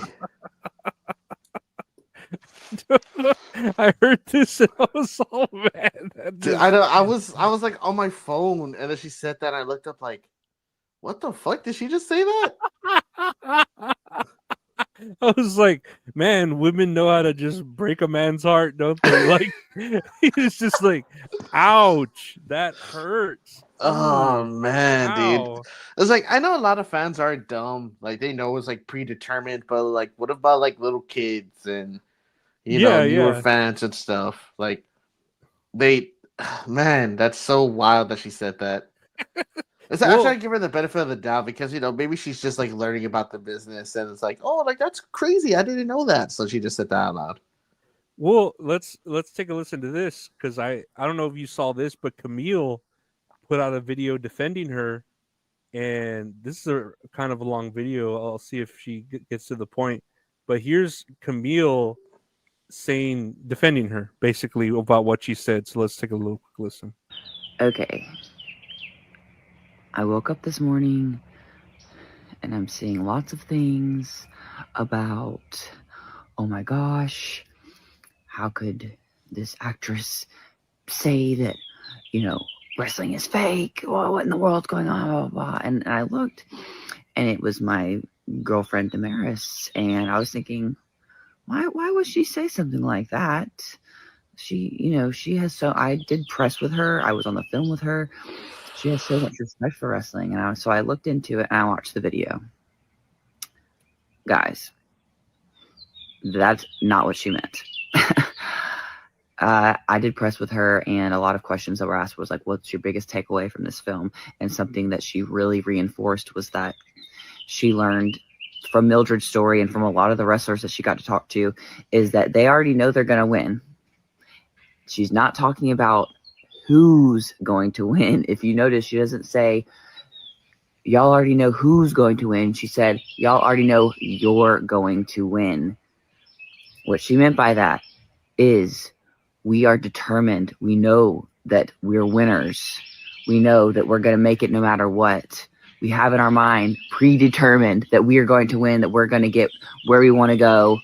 So that, I mean, there's another a minute and a half of that, but do you think this, you hear what she's trying to say, right? Like how where it's like kind of like we're all winners for like the aspect of it, like the entertainment form. We're gonna get entertained no matter what. Like they're gonna put on a good product. Like women know they're winners. Like the thing a wrestler knows is that you're a winner. Like your mindset is that you're a winner, not that it's predetermined. So do you think Camille believes this? I don't know, because it's like I don't know. I think maybe she's just trying to find like some way to like kind of rearrange the narrative that was getting spread around like from that clip.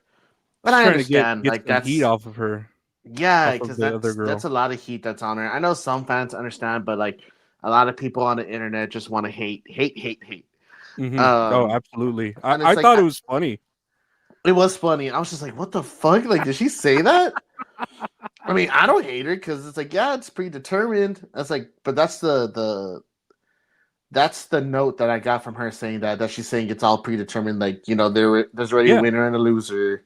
And I'm just like, well, yeah, that's how it's been. Like this whole time, you know? I don't know. Like, I get what the way Camille's trying to spin it, but the way that girl, how you said it, that's what it sounds like. Oh, you already know who you're gonna win. That's the biggest takeaway I took away from wrestling, and it's just like that's heartbreaking. But that's like someone telling you're not going to heaven. God isn't real. You know what I mean? It's like, oh, but I felt like it was not ill-intended for that actress to be saying that. It wasn't at all. She didn't mean it to fucking break our hearts. But it's just funny that was said that way. Oh yeah, it was funny to go. You know, the one person you interview at right before a pay-per-view, and it's just like, oh yeah, I already know y'all are gonna win, and it's just like are you saying boo or boo earns? It's funny. I think that I didn't take it as malicious or anything. I hope that girl still has a career. No, she'll definitely have a career. It's just like just fans are just gonna be real, you know, walking on eggshells with everything. So it is what it is. It's just funny. It's just funny. Yeah, absolutely. Next year, Nick Khan is a big fan of New Jack, which is why he is included in WWE's 2K25's DLC. New Jack was a shock to all of us on the visual concepts and marketing side. New Jack was someone who I never expected would make it into our franchise. It's funny because it was actually Nick Khan who recommended or suggested that we add New Jack as DLC. When I heard that information from my marketing rep, I was like, really? They were like, oh yeah, he's a big fan. I believe he's working on the paperwork to make this thing a reality. That was a huge surprise. Talk about a curveball. That thing came out of not left field. That came out of a different game altogether. So I'm really excited to have New Jack to be a part of the game this year, and we have some really cool things planned for New Jack. What do you think about this? And did you pick up 2K25? I did pick up 2K25. I haven't played it yet. I'm going to because it looks fun. But yeah, I think because when we saw that list for the DLC, we were both surprised that New Jack was on there too. Yeah, that looked like a odd man out. Like, okay, what's he doing here? But it's funny. Like Nick Khan liking New Jack is like how I feel when I heard about Jim Carrey liking Cannibal Corpse. I was just like, oh, really? Like, that's crazy. Huh, interesting. I mean, I know about New Jack. I know all the, like, the dark side of the ring. The men that he legally murdered, you know. Like, I mean, he legally did it. He got off of it, you know, the charges. But it's just funny that he's going to be in the game. And I mean, I think it's cool. He would have been in it regardless because people would have made, like, mods, you know, or creative characters. there's a big fan base for like the creative character community on 2K, Absolutely. and it's crazy. So he would have been available in there, but not for him to be like official in the game. Like it's kind of like, damn, like they're really gonna do it. That's wild. No, the game looks great. I heard pretty good reviews. hmm I was thinking of picking it up, but I'm like, I'm not gonna play. Like, at least not play it like immediately. I already know. Like, I bought it. I had I'm gonna wait to play with friends though, because that's the only time I have a good time with it. There were people that you could buy the early edition, the special edition, and play it like I guess a week early. But I don't know. I'm like, man, I'm not gonna play it. I have so many like a backlog of games I need to play. It's man. It's It's ridiculous. just adding more to the list. We're busy. We're podcasters. It's like I gotta have multiple monitors set up, one to watch wrestling, one to play games, and then the other one to Your eyes are gonna be like this. I need a catheter and a bedpan to sit in while I fucking do it. You need to learn Chinese when you gotta do it. I gotta learn Chinese. You need to learn Chinese. I gotta have Duolingo on my phone while I'm learning Chinese. Next year on the news, or on the current events, Scott Steiner on Hulk Hogan.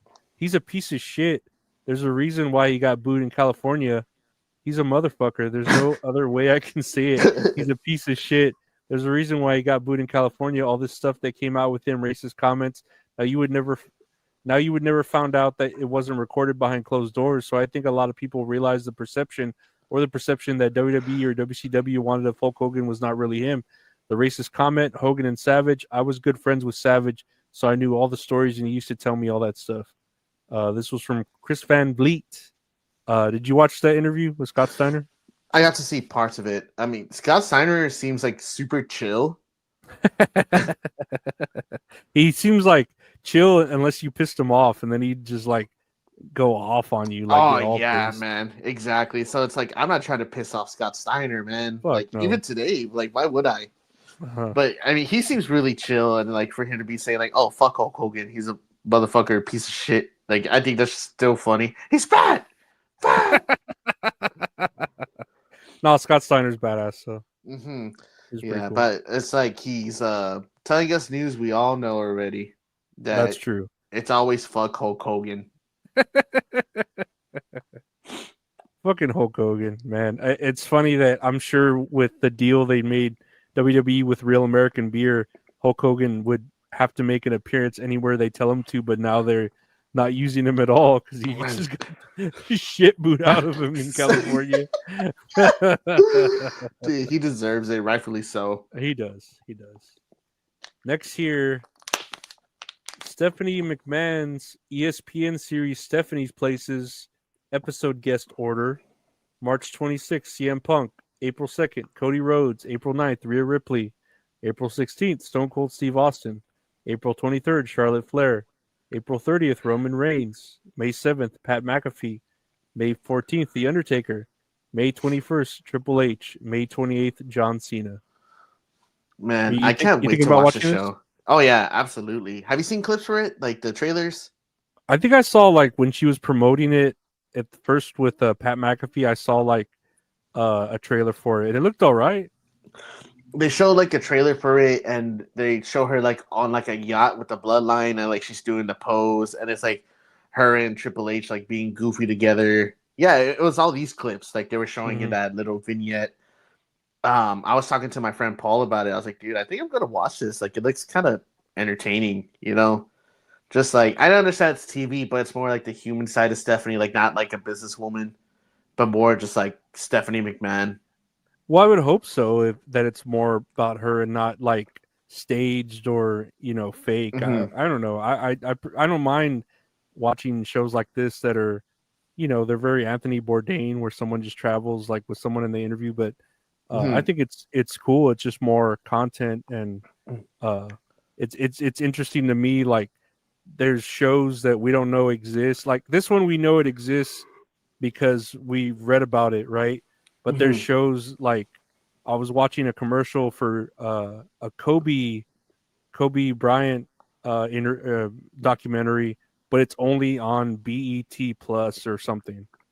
Man, that's so weird. Something man. like that, right? And it's like we'll never see that because it's only marketed to people who might have BET plus, Mhm. and that's a whole like behind a paywall.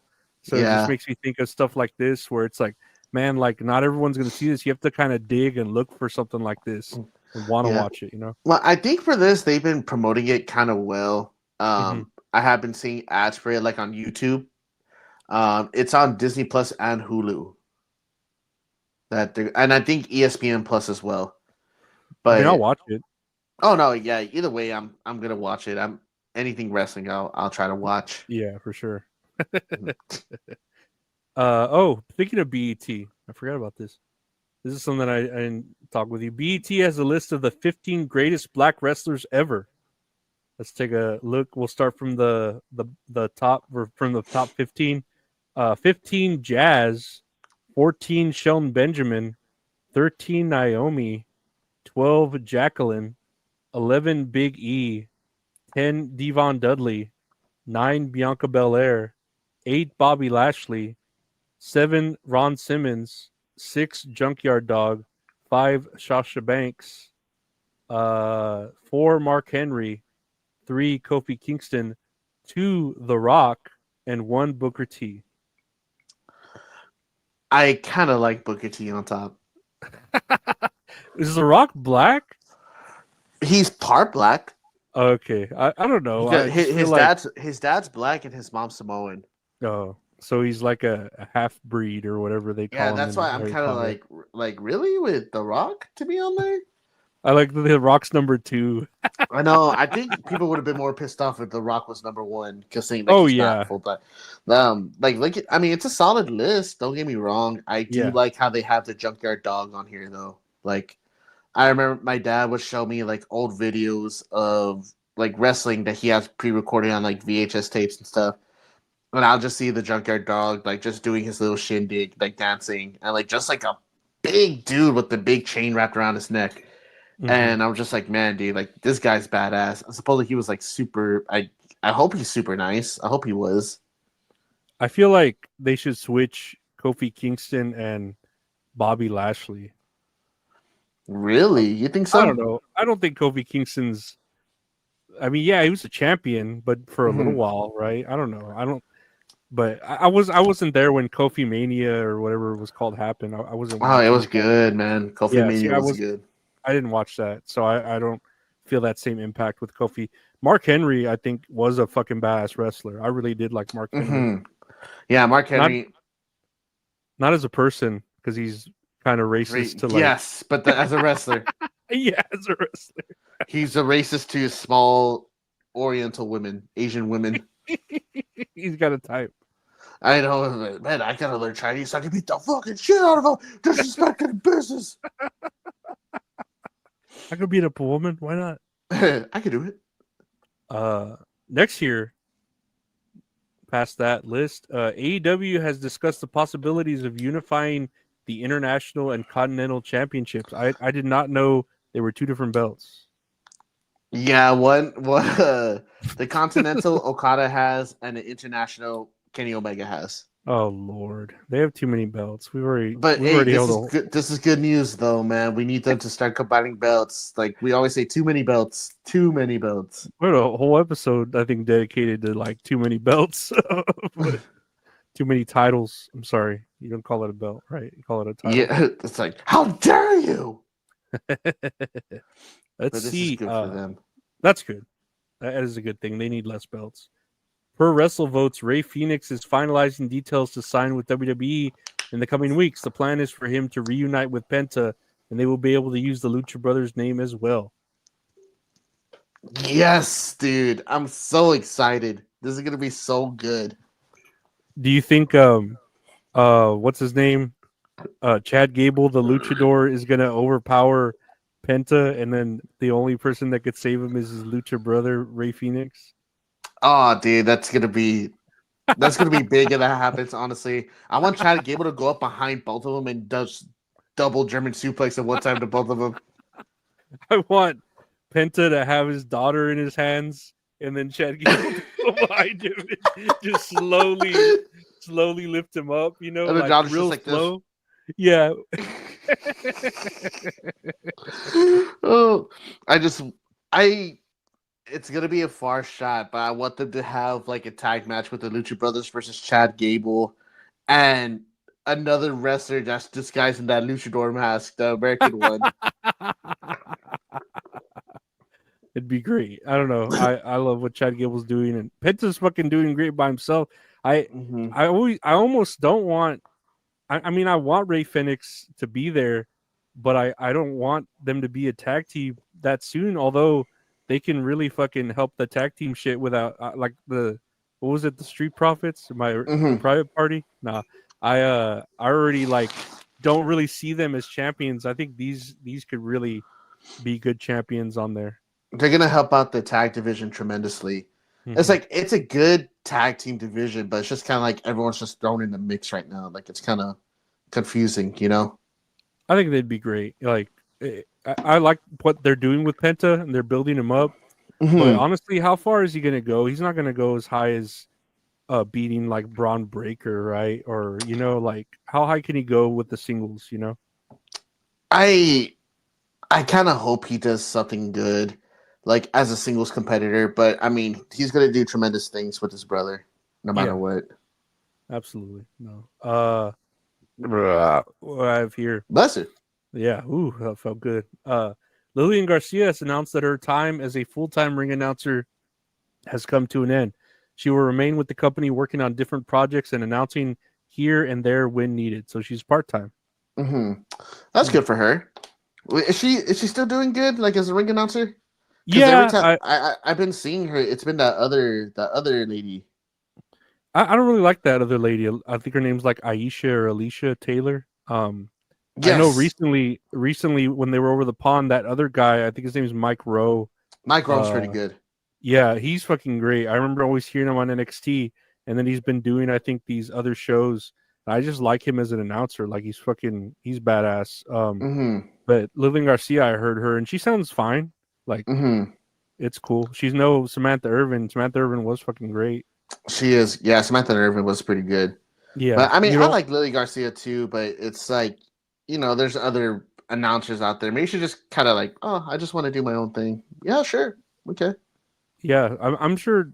What, isn't she a singer too or something? I think so. Yeah. Yeah, I think so. I don't know. You don't miss them till they're gone, and now that Samantha Irvin's gone, it's like, oh well, fuck. She really was fucking pretty good, you know. Yeah. Gay. Fucking gay. I think that's all the news. I really do. Nice, man. I thought this episode was gonna be a lot longer.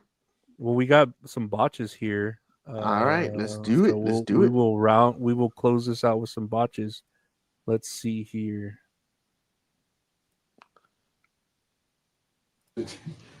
Oh.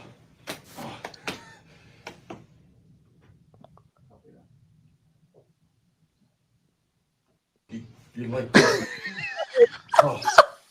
He hates it when someone films him and he just staring evilly.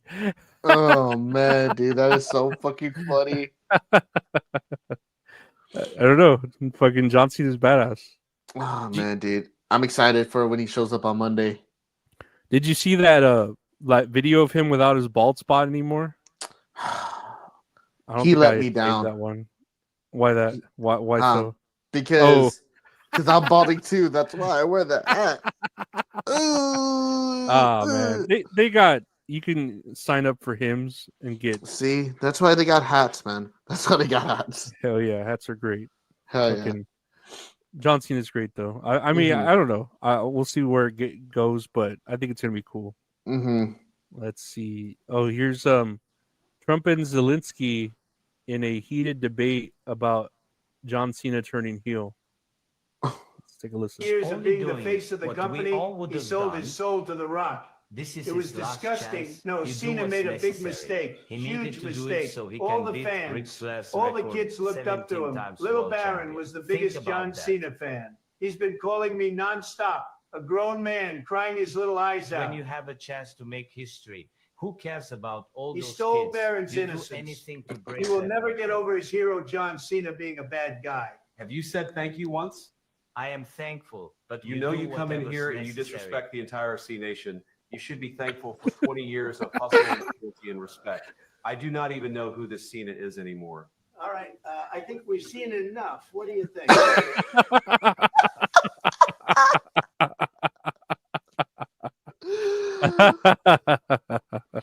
Dude, that's scary how that fucking AI is, dude. Yeah, That's dude. Scary. I watched this like a few times, and their mouths move like perfectly to the AI voice if you watch it, and it's just like, wow, like that's Oh man, I think we've seen enough.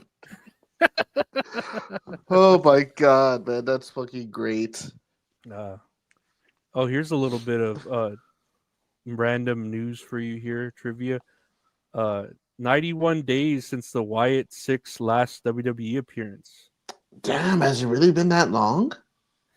Hey man, they're in catering, doing their thing. I wonder, hopefully, when or if Aleister Black shows up, he can fucking do a program with them, because they need someone that's magic and spooky to go against them, right? Like that would only make sense. I think they said that Bo Dallas was dealing with something, if I remember correctly. So I don't know. They're just waiting for him to come back, but it just sucks like that. It affects the whole group. But I mean, where would they insert them? You know what I mean? True. I don't know. 91 days, man. That's crazy. That it doesn't even feel like it. Like I remember I think I just saw on Twitter that they lost their last match against like Karrion Kross in the Final Testament, and then now that team ain't even in WWE anymore. Like the AOP. Like they're gone. Karrion Kross is cool too. I would like him to do something somewhere. Yeah. I do like him too. I tell you, these people. What is this? What did I save here? Oh, this one says, "Oh, this is getting edited out of the 8 p.m. tapings from SmackDown." Let's take a listen at this botch. Big yikes! That was a fucking take two. I like how the crowd fucking and he's just all ooh. You can tell you let that slip, dude. That's so fucking funny. Like, did you a fuck? Ooh.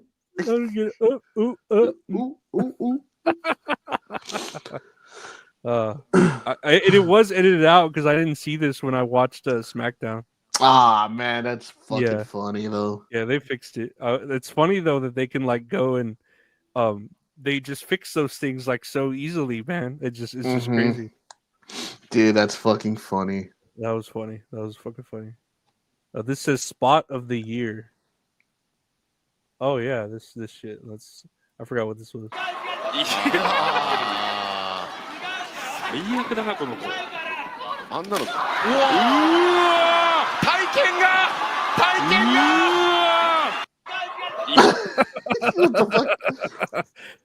So for those just listening to this one, a woman and a man are in the ring and they both have swords, and one of the woman had like a sharper looking cardboard sword and the other one had a big sword that looked like from Final Fantasy, and she broke it. She broke his sword with her sword. Dude, New Jack would be so proud. Fucking New Jack. Lastly here, this is the last one. This you'll get a kick out of this one.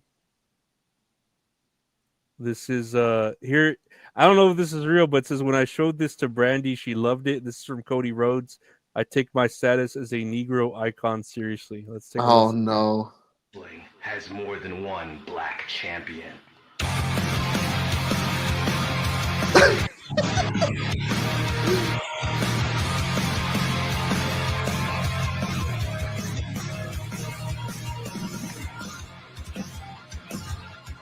There's now and then in the soul, Negro icon Cody Rhodes, doing it for the culture machine.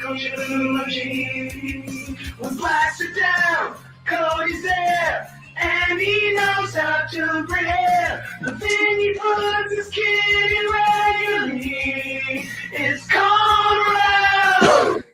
His father said out, blacker than berry.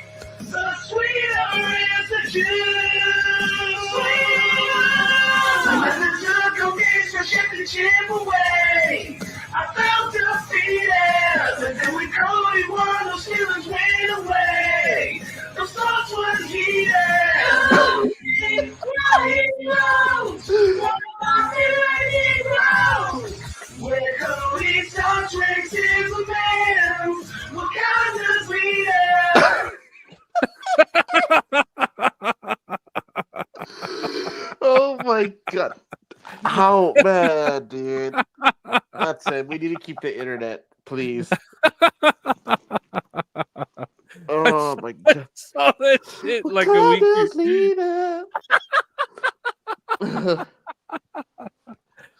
He is a black icon. I don't think he said that though, but that's fucking Nah, hilarious. dude, that shit's so fucking funny though. I love that shit. I hate memes so much.